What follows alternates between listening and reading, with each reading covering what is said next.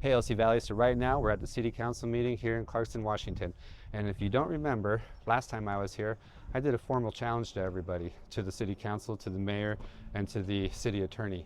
So the City Attorney said she was going to be going over everything that I wrote and came up with that was a clear violation of First Amendment rights and our right to public speaking when there is a final action moment. So at a City Council meeting, when they vote to pay the bills, that's a final action. So we get to publicly speak. Anyway, let's go find out what's going on now. How's it going?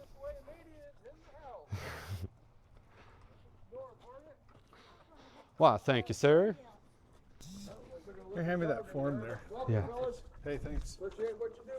Thank you, thank you.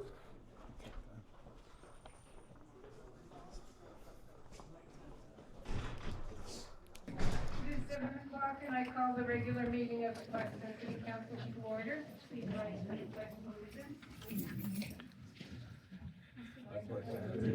To the flag of the United States of America and to the republic for which it stands, one nation, under God, indivisible, with liberty and justice for all. Good evening, everyone. Welcome, and a special welcome to the high school students from Clarkston High School. Are y'all from Clarkston High School? Yeah. Good. Extra credit? Okay. Council, there is one agenda change. I have added 2 letters of support for Tri-State, the capital improvement budget request. And that is on the consent agenda under F. There are 2 letters, one to one of our representatives and one to Tri-State itself.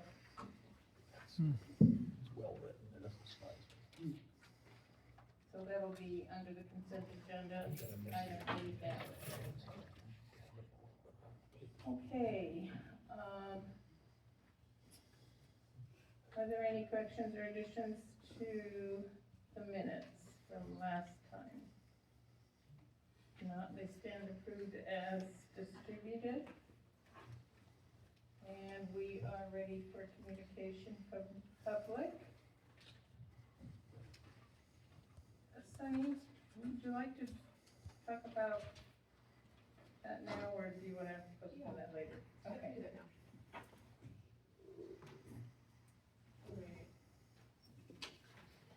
I think we turned this up a little bit, so I think you guys might be able to hear me a little better. So at our last council meeting, there were, I think, 3 different people in the community that had some concerns about our guidelines, and so there were some questions from council about how closely we followed the law when drafting these guidelines. And I wanted to make sure that I clarified that I do believe that our guidelines are within the parameters of the Constitution and of the RCW, that is referenced in the guidelines. The guideline references RCW 42.30.240, and I did want to just briefly read a couple of pieces of that so that I can speak a little bit to some of the concerns that were brought up last time.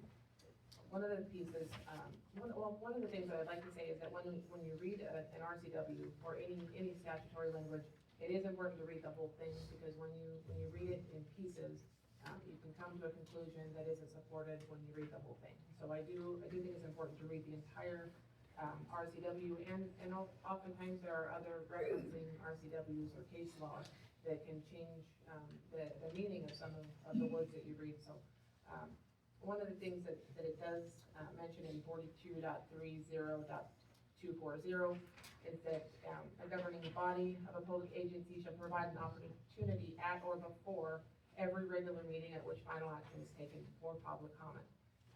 But it also mentions that public comment can be taken orally at a public meeting, or it can be taken by providing an opportunity for written testimony that has to be provided before the meeting. We allow people to do public comment in the oral format and written comment. Our code, the Clarkston Municipal Code, provides for both of those options. And so we, the city is always, from my understanding, has always allowed public comment. We do have some guidelines for that, and they've always been, fairly consistent. I know that for the last several years under Mayor Monica, the timelines have been pretty similar, 3 minutes per person, 15-minute cap.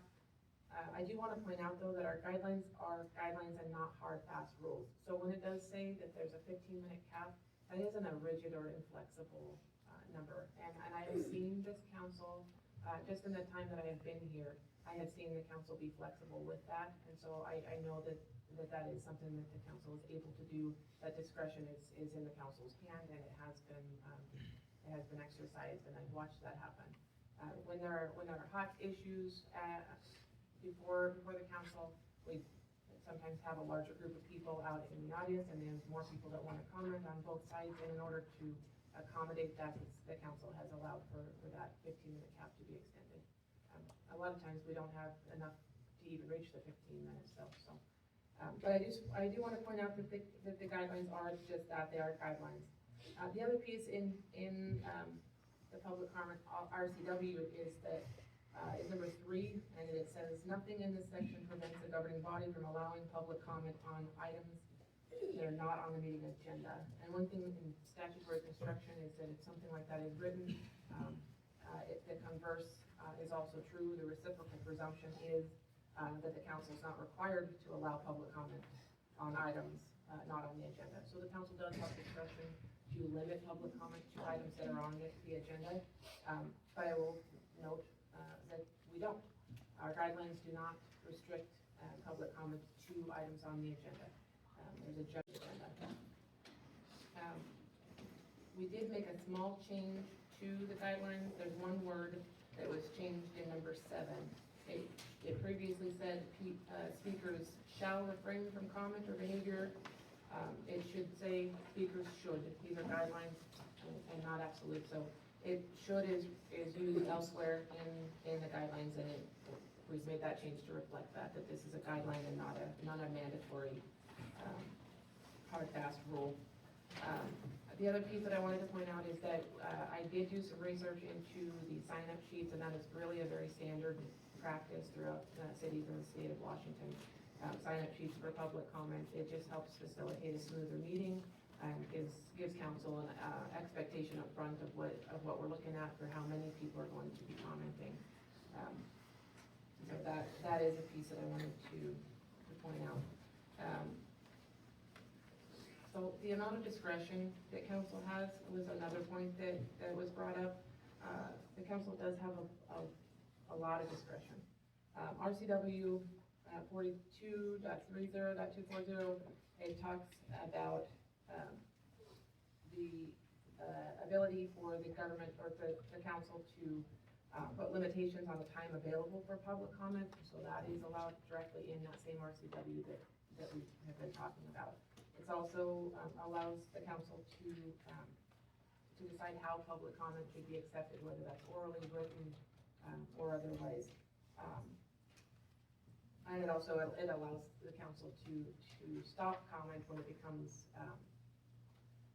disruptive to the conduct of the meeting. And the purpose of a city council meeting is for the city to conduct city business. And so when comments start to interrupt that or interfere with that, that is when the council can put a stop to it. I will, in the guidelines, number 7 is the one that I think brought the most comments and most contention, is that there are a couple of pieces in there. It says that the speaker should refrain from comment or behavior that involves disorderly speech or action, name calling or personal attacks, obscene or indecent remarks, and personal or derogatory comments. That is not an unqualified statement. It is not an unqualified rule. It is qualified, in fact, by number 8, which goes on to talk about people who engage in those activities when that speech or conduct disrupts, disturbs, or otherwise impedes the orderly conduct of the council meeting, then the city council, at their discretion, can interrupt. So it isn't just about having the speech, it isn't just about using obscene words or disagreeing with the types of words chosen by the speaker. It's when those words start to become disruptive. And I have seen it since I have been here. I've seen people come up to speak and they've used language that might be offensive to some people, and the council is not interrupted, and it has not been shut down, because the speech was authentic to the speaker. It was their way of speaking to you, and I have watched this council have grace for that, and to allow that comment to continue because it did not become disruptive to the proceedings. And so it isn't merely the words that are spoken, it's the words that are spoken in combination with several other things. And when it becomes disruptive is when it can rise to the point that the council can ask the speaker to be quiet, to sit down, or to leave if it comes down to that. I think those are the main points that I wanted to touch on. I think the one point that we talked about, though, is that we have students present, and, I think that makes a difference. If it were all adults, it could be, a different tone, but I think having students present, I think we have to take that into consideration. Feelings don't matter. I want to mention that as well, is that the purpose of the city council meeting is to conduct city business, but the city also has an interest in setting an example as to decorum and as to the way that a government should work and should interact with the public. And so the city has an interest in creating an environment in city council that is conducive to that. I will also note that I did bring this before our WCIA attorneys. I had them read our guidelines. I also had them read the comments that I left for you up on your desk there. And I was they didn't have any issues with anything that we had in our comments or in our guidelines or in the comments that I said to you. One thing that was pointed out and that I'd like to point out to you is that council meetings are not an open street. It's not with the rights to speech that we have when we're out on the open street for anybody who might pass or choose to listen or not listen are very different from speech that is in a limited public forum. That's what a council meeting is. It's a limited public forum. It isn't for. It has an agenda. It has the government's purpose is defined by the meeting itself.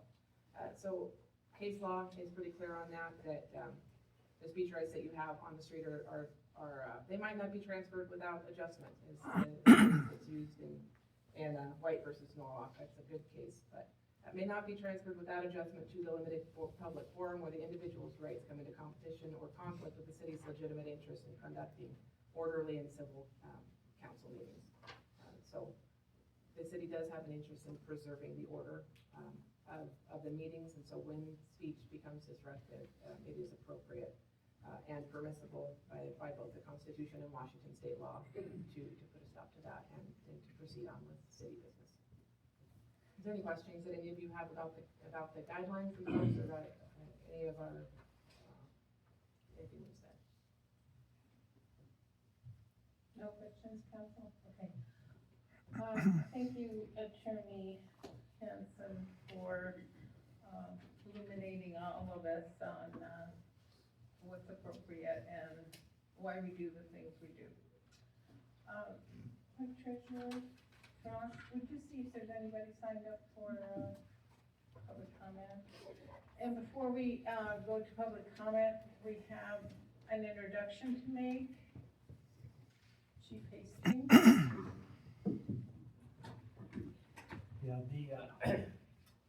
the city has a history of introducing new public safety personnel at council meetings, so you can put a name to a face. And our newest officer is here tonight. This is Aaron Kelgard. He just graduated from the academy in Seattle. We went over February 11th and gave him a certificate, and he started work 2 days later. Aaron is from Walla Walla, went to DeSales High School. No previous experience in law enforcement, but he's a great kid, really positive attitude, hard worker. Grew up working at his mom's Italian restaurant in Walla Walla, and we're really pleased to have him here.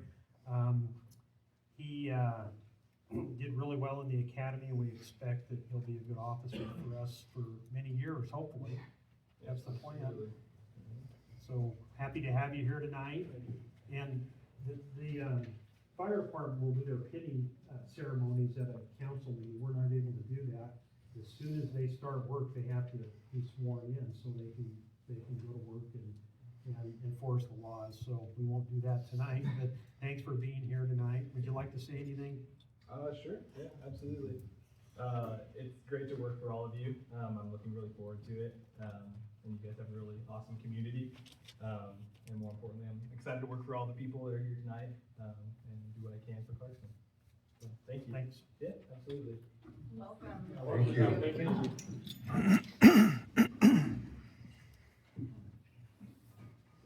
Okay, we are ready for public comment. And, Jesse Schreier.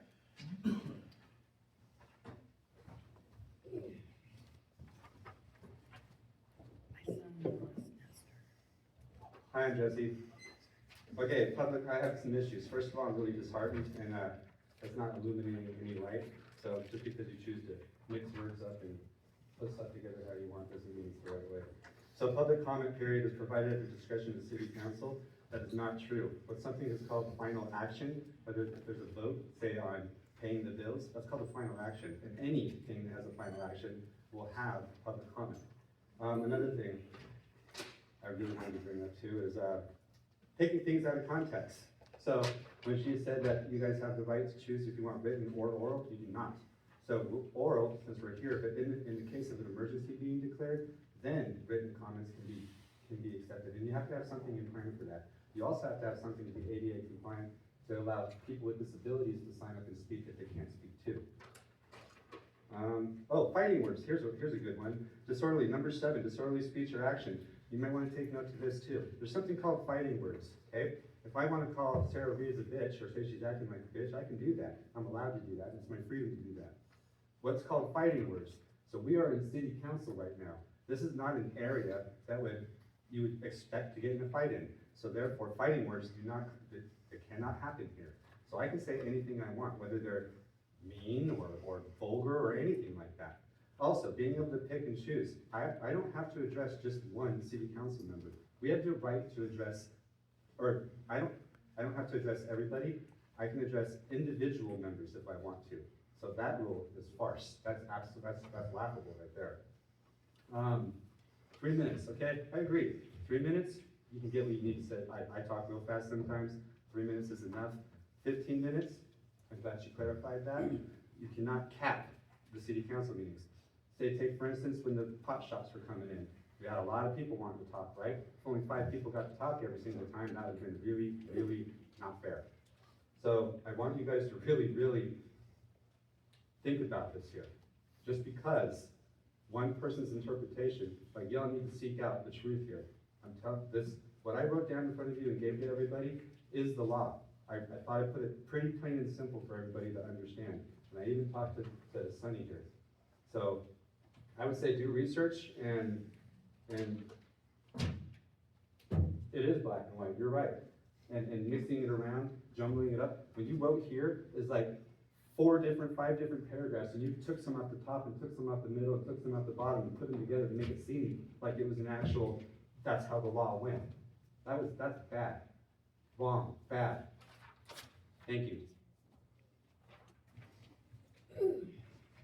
Okay, anybody else from, the city? Not, we'll go to, Chelsea Andrews.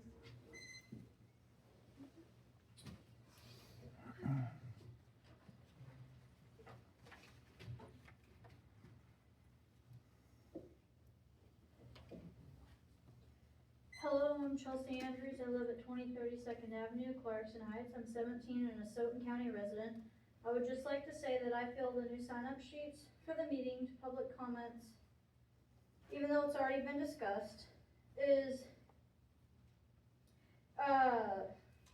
not a very good idea, as it breaks the First Amendment in the Constitution of freedom of speech and freedom of press. I would just like to say it also affects some people who are nervous to speak and get ideas beforehand on saying something about the meetings. As I struggle to find ideas as someone with dyslexia and public speaking issues, I find it easier to find it hard to write these beforehand and easier just to listen first to others speak and try to build off of that and gaining my own ideas.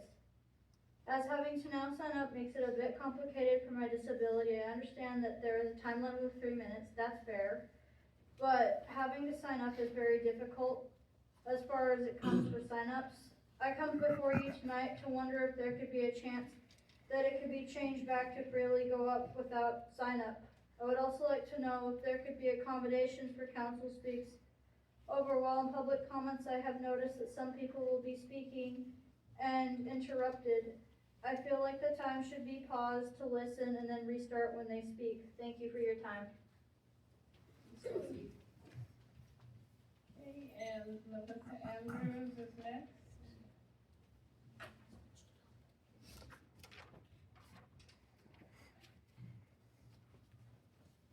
Melissa Andrews, 2032nd Avenue. Basically, I kind of feel the same way Chelsea does. Sometimes you don't know if you're going to speak or not. My only comment is, Chelsea kind of touched on it.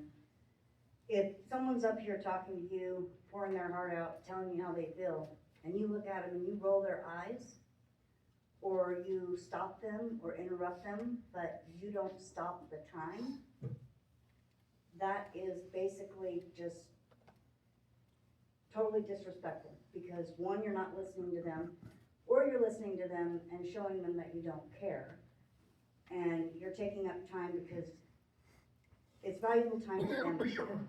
Some people write speeches before they come and have it all figured out for that 3 minutes. I'm not that person. I just basically go and say how I feel. But for the ones who have it timed out and they get stopped or interrupted or have somebody rolling their eyes, it's really distracting. So just, I ask all of you to consider that and think about that, and just look at people when they talk to you. There's a reason that people come up here and talk to you. Thank you. Thank you. All right, we're ready to move on to communications from the mayor. I think you found a letter of resignation from Chief Hastings at your desk.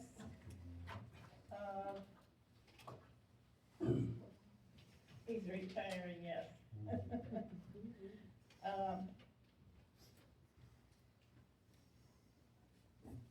It was sad, I'm sad to see him go, but, you know, he stayed a lot longer than, he intentioned, you know, to retire. He was intending to retire a lot sooner, but I kept saying that you can't go yet. So finally, his retirement will be, will start at after the end of the month in March, and we are going to have a party, and that'll happen on March 28th. That'll be his retirement party, so I hope you can all attend, and we'll have a good time and give him a good send-off. All right, just want you to know that I went to a meeting at the county on February 19th. We talked about the new jail, the tribal gaming at Lance, and somebody spoke from Lancer Lanes. There was a lot of talk from Fish and Wildlife people, so lasted about an hour and a half, quite a bit of information was passed along to folks that attended. Also, you have a couple of other documents. There's an email from someone regarding the community paramedic program, and they were very complimentary about that. So I just wanted you to be aware of that, so I made a copy for you all. All right, that's all from me. Anything from staff or employees? Okay, let's move on. We're ready for committee reports then, and finance admin is first, please. Total expenditures from the February 24th period of $469,349.51 in the January end of month of $413. I'll entertain a motion to pay the bills. I make a motion, we pay the bills. Second. Been moved and seconded that the bills be paid. Are there any questions, council? If not, let's vote. All those in favor of paying the bills signify by saying aye. Aye. Those that oppose, nay. And the ayes have it. Thank you, council. As usual, public safety and public works and outside organizations, if there were any minutes or anything, those would be in your packet. And we are ready for unfinished business, of which we have none.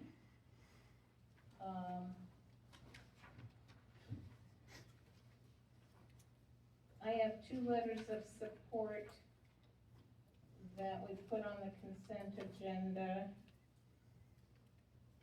Are there any questions about that? You have a copy of the letter, the 2 letters that are going to Tri-State and also to our representatives in Olympia.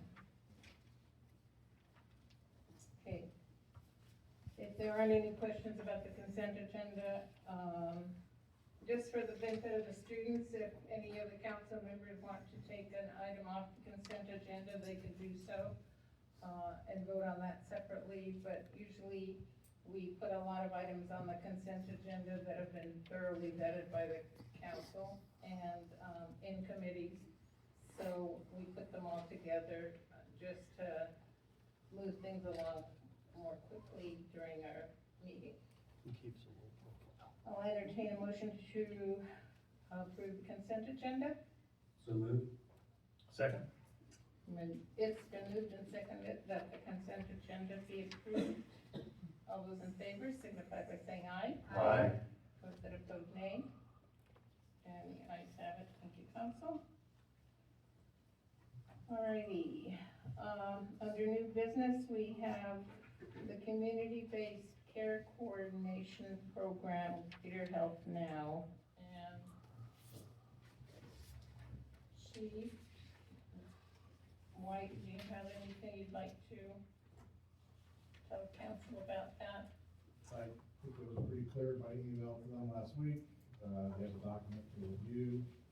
This is just a additional grant funded or however Great Health funds it for additional staffing for that program. It's self-explanatory. I can go into detail if anybody has any questions. Okay, and you all remember and understand when the money goes away from the state, then the program comes to an end, right? Okay. Possible, unless additional funding can be secured. It's not a 2 years and it's done. Okay.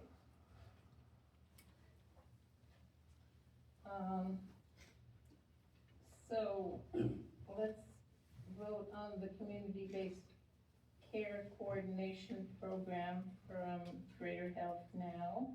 I'll entertain a motion to approve that. I move that we approve the community-based care coordination program. Second. Moved and seconded that the community-based care coordination program be approved. Are there any questions from council? Okay. All those in favor signify by saying aye. Aye. Those that oppose, nay. And the ayes have it, thank you. Next, we have ordinance number 1727, the first reading. Ordinance number 1727, an ordinance establishing regulations for the licensing and operation of cannabis retail stores within city limits. Does any council member need a little more, information on that one? I would like some more information on it. There's a lot in there, and this is just the first reading, right? Yes, attorney will illuminate you. Wonderful. Sure. So this, ordinance is coming about because there are some changes, potential changes coming down the pike regarding, the number of pot shops that may be allowed in our area. The state determines that, right now, I think it's either 3 or 4 that are allowed in the Asotin County area. Because of there's a new social equity program that is allowing additional licensing, for those types of stores. It could increase the number that are allowed in this area. This would keep that, number at 3 and cap it for now. And future council, if they wanted to, increase that, they sure could, but at this time, it would limit the number of shops to 3. But also, the ordinance just generally, put some guidelines in place for, how to license, and regulate, pot shops, because we don't have anything in our codes yet. We have some very basic definitions in our code. When the state decided to legalize recreational marijuana back in, I think it was 2012, the city of Clarkston had, very polarizing reactions, and some people wanted to allow it, some people didn't, and it kind of went back and forth a little bit. Council at that time decided not to allow pot shops, and then subsequently they after hearing from the public, decided to go ahead and repeal those and allow pot shops to come into town. And now this is an ordinance that would add some governance to that we don't currently have. So, any specific questions though? If you have any more, I'm happy to answer. Do we have any, regulations on any other types of businesses, a number of? I don't know if we have any liquor license, requirement or limits, but I imagine that we probably do. Does the city have an ordinance saying how many bars we can have? That's a good question, and I'm not sure off the top of my head. Yep. I can find that out though for you and give you that answer if you'd like. I'm just curious if we have any other, Sure. regulations that says we can only have so many types of this type of business versus another types of business. I will look into it and I'll let you know for All sure. right. Okay. Thank you. Yeah, the state does regulate liquor and, cannabis, but, we don't have any restrictions that, on liquor licensing other than what the state does, as far as I know. What, you got any insight on that? I don't think so. I mean, it'd be, just because they allow it with anybody, any restaurant can get that class of liquor license. I don't know. I haven't seen anything where any other city in Washington has a cap on that, or how the state would even do it. It's not part of like I don't think that's possible. the application. I've done a few of them, so I haven't seen anything like that. I'm guessing they probably ask you when they send you the information. Yeah, I don't know of any caps. We've approved all the liquor licenses in the country. I don't think the state has any caps, whereas they do on cannabis themselves. Are we talking about more revenue for the city of Clarkston through the sales of cannabis, or? I don't think, this wouldn't affect that at all. Would affect that? Not at all. No. No, but supposedly that is going to happen. We are on a sliding scale, over, I think, 4 years, it's going to increase. We get very little, money right now from the sale of cannabis, but, that's due to increase according to the state. I think it should. I agree. Why are we putting a cap on ourselves? when it was kinda going. Okay, any other questions from council? All right,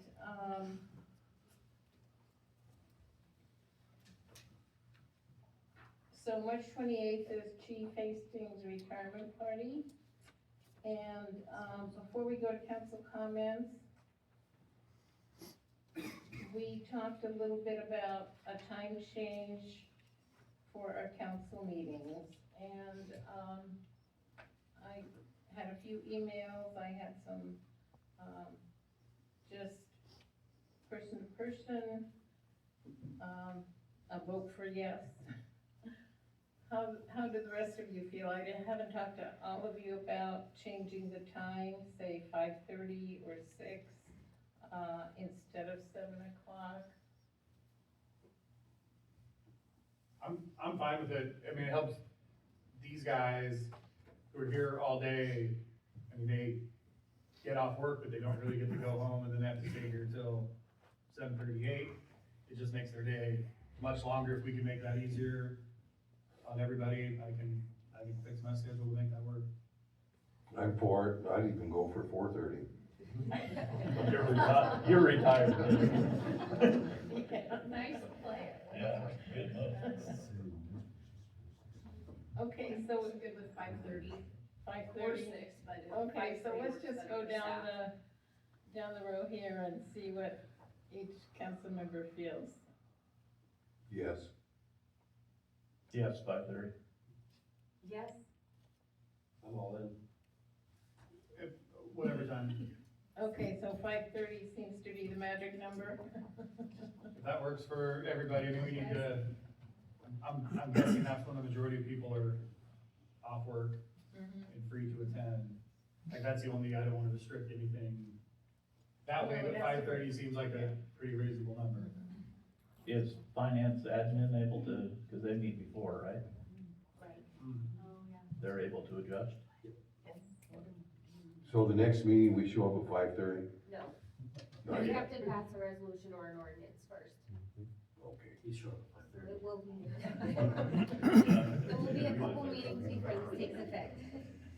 Okay, so we'll write it up and then you can vote on it and it'll happen, but, okay, good deal. So, council comments, anybody? I just wanna say that the public comment period is really important to us as city council people. And I've been on council for 3.5 years. And I think we've done a really good job of supporting public comment throughout that time, in my opinion. I have no problem with how our public comment is being, I guess, presented. So, I think only one time in my 3.5 years has there been a 15-minute max put on the speaking time. Otherwise, we've allowed, given a lot of breadth, as Attorney Hansen has mentioned, that it's really been more of an open forum for that public comment period. So that's been my observation. I just want to do a shout out for the Clarkston wrestling teams. Justin, we had, 9 kids go? Yeah. 9 kids go, 1 placed. We had one high schooler, did bring home a medal. Then we had Hell's Canyon Wrestling, we sent 5. 1 came home with a medal, 3rd place. So I'll say, congratulations, kids. Tough. That was a tough season. Second would be reading the letter from Lancer's Lanes. I do have a concern about that. If something was to happen in Lancer's Lanes, that would be devastating to our community. And to Chief Hastings, love to see you go, hate to see you go. Anybody else? Okay, any questions from the press? Good, thank you. Okay. We have no executive session, so there being no further business to come before the council, we are adjourned. Okay, well that was quite a bit of fun. I think I got schooled on some things, but I also think I'm right on some other things. And I know some other people think I'm right too. So let us know what you guys think. Are our public comments being hindered or not? Is our First Amendment rights being stifled or not? Let us know in the comments. Till next time, peace.